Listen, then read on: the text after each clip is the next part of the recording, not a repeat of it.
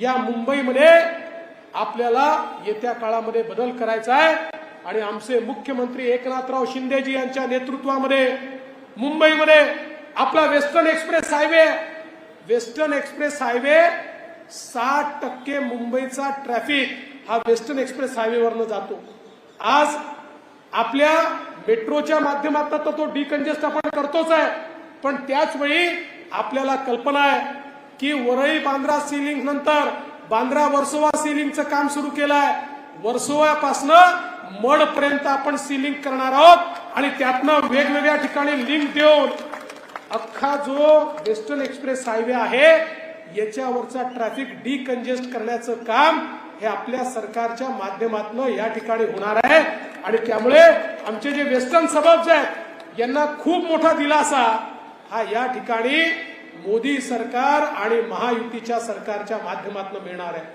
आणि म्हणून बंधू भगिनींनो, ही जी निवडणूक आहे ही सामान्य माणसाच्या विकासाची निवडणूक आहे आणि सगळ्यात महत्वाचं काय आहे, सगळ्यात महत्वाचं आहे देशाची कमान मोदीजींच्या हातामध्ये गेली पाहिजे। मला कधी कधी आश्चर्य वाटतं की ज्यावेळी मी बघतो काँग्रेस पार्टी असेल, उबाठा असेल, हे मोदीजींबद्दल ज्या प्रकारचं वक्तव्य करतात, ज्या प्रकारे ते बोलतात, मला आश्चर्य वाटतं। खरं म्हणजे आज या देशामध्ये ज्या प्रकारे गेल्या 10 वर्षामध्ये मोदीजींनी परिवर्तन केलं, ज्या प्रकारे एक मजबूत भारत मोदीजींनी तयार केला, 25 कोटी लोकांना गरिबी रेषेच्या वर आणण्याचं काम हे मोदीजींनी केलं। 20 कोटी लोक जे कच्च्या घरात राहत होते ते आता पक्क्या घरात राहतात, हे मोदीजींनी केलं। 50 कोटी लोक ज्यांच्या घरामध्ये नळ नव्हता, पाणी नव्हतं, आमच्या माता भगिनींना हंडा घेऊन जावं लागायचं, त्या 50 कोटी लोकांच्या घरामध्ये 5 वर्षामध्ये शुद्ध पाण्याचा नळ पोचवण्याचं काम मोदीजींनी केलं।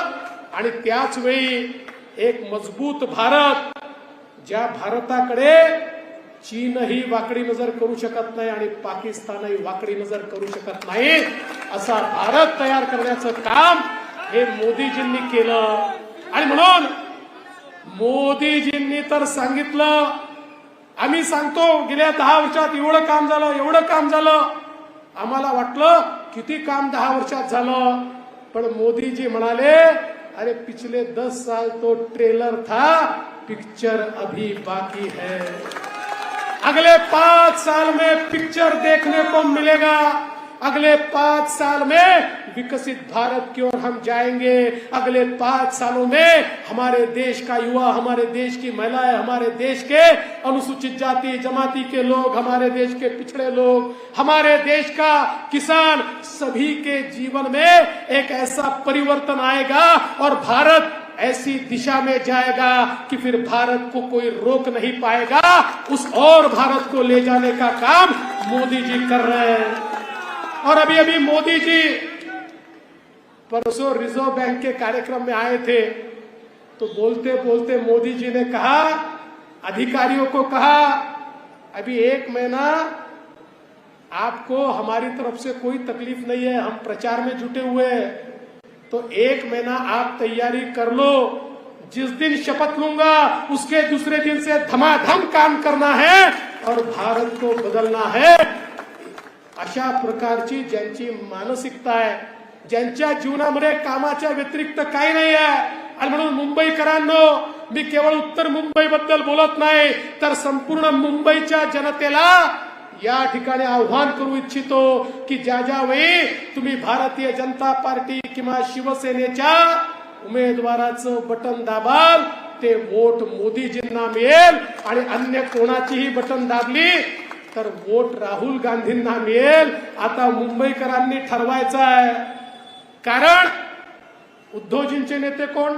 राहुल गांधी। काँग्रेसचे नेते कोण? राहुल गांधी। आमचे नेते कोण? मोदीजी। शिंदे साहेबांचे नेते कोण? मोदीजी। अजितदादांचे नेते कोण? मोदीजी। आमची अशी ट्रेन आहे ज्या ट्रेनला मोदीजींचं इंजिन आहे आणि त्याला आम्ही सगळ्या बोग्या लावल्या आहेत आणि आम्ही सगळे आपली ताकद घेऊन त्यात बसलो आहे। आमच्या ट्रेनमध्ये सामान्य माणसाला बसायची जागा आहे. आमच्या ट्रेनमध्ये सामान्य माणसाला बसायची जागा आहे. पण हे जे काही इंडिया आघाडी तयार झाली आहे, या इंडिया आघाडीमध्ये प्रत्येक जण स्वतःला इंजिन समजतो आणि त्यामुळे एक इंजिन बोरिवलीकडे नेतो तर दुसरा इंजिन दक्षिण मुंबईकडे नेतो, एक उत्तरकडे नेतो तर दुसरा पश्चिमकडे नेतो. त्यामुळे ट्रेन कुठे हलतच नाही आणि इंजिन हे किती पॉवरफुल असलं तरी त्याच्यामध्ये बसायला फक्त ड्रायव्हरला जागा असते, बाकी अन्य कोणाला जागा नसते. आमचं असं नाहीये. आम्ही सगळे मोदीजींच्या नेतृत्वात या ठिकाणी काम करतो आहोत. मोदीजींच्या नेतृत्वामध्ये आमची ट्रेन ही मोदीजींचं इंजिन आहे.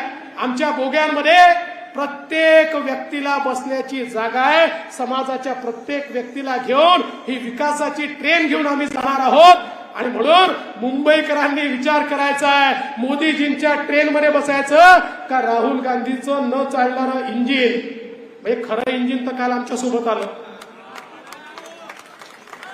जे मुंबईतलं चालणारं इंजिन होतं त्या इंजिननी सांगितलं की मोदीजींच्या इंजिनलाच आम्ही ताकद देणार आहोत, मोदीजींच्या पाठीशीच आम्ही आहोत. काल राज ठाकरेंनी स्पष्टपणे सांगितलं की या देशाचा विकास मोदीजी करू शकतात आणि म्हणून त्यांनी कुठलीही शर्त न ठेवता बिनशर्त पाठिंबा मोदीजींना दिला. मी त्यांचे देखील आभार मानतो की देशाला काय हवं आहे याची नाडी राज ठाकरेंना समजली आणि म्हणून त्यांनी निश्चितपणे जनतेच्या हिताचा निर्णय घेतला. आता एक मजबूत गाडी आपली आहे. माझी आपल्याला विनंती आहे, आपल्याला संधी आहे, उत्तर मुंबईला रेकॉर्ड करण्याची संधी आहे. त्यामुळे आज तुम्हाला एवढीच विनंती करतो, निवडून तर तुम्ही पियुषजींना आणणारच आहात, पण रेकॉर्ड मताने निवडून आणा आणि उत्तर मुंबईचं नाव मोठं करा. एवढीच विनंती करून माझं बोलणं संपवतो. धन्यवाद. जय हिंद, जय महाराष्ट्र. धन्यवाद देवेंद्रजी. कांदिवलीचे काही व्यापारी माननीय उपमुख्यमंत्री देवेंद्रजींचं स्वागत करू इच्छितात. कांदिवलीचे व्यापारी 5 व्यापारी कांदिवलीचे आणि माननीय देवेंद्रजींच्या हस्त ज्यांनी प्रिंट तयार केली, पेंटिंग तयार केलं आहे, त्याला एक वरती येऊ द्या. जावेद, वो पेंटिंग वाले को ऊपर आने दो. Painting KIA